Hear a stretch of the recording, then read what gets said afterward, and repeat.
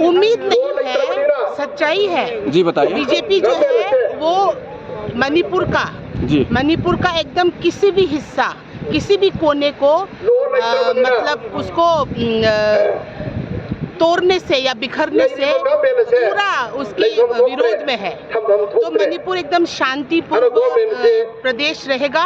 मणिपुर में शांति आएगा। जो भी हमारा बीच मिसअंडरस्टैंडिंग था वो सब सॉल्व हो जाएगा। बहुत जल्द ही जल्द अभी सॉल्व हो रहा है, अभी प्रयास है, अभी चल रहा है टॉक्स। और बीजेपी का तो बस एक ही मुद्दा है कि शांति लाना है और देश को विकास की तरफ बढ़ना है, और इसके अलावा और कुछ नहीं है।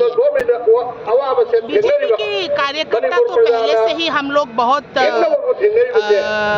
ऊर्जा से काम कर रहे हैं और हमको बहुत पॉजिटिव रिस्पांस भी मिला है। मणिपुर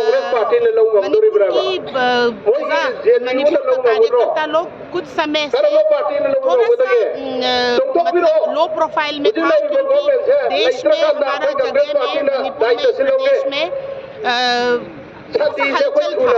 हलचल था, मिसअंडरस्टैंडिंग था, इलीगल माइग्रेंट्स की वजह से हमें बहुत तकलीफ दिया गया।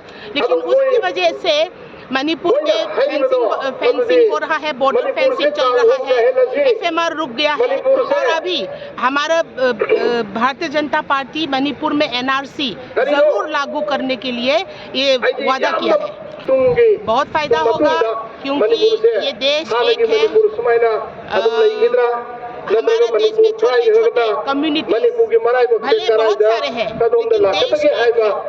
और हमारी जो भाजपा का एक प्रिंसिपल है, सबका साथ सबका विकास, उसके आधार पे ही देश चलता है।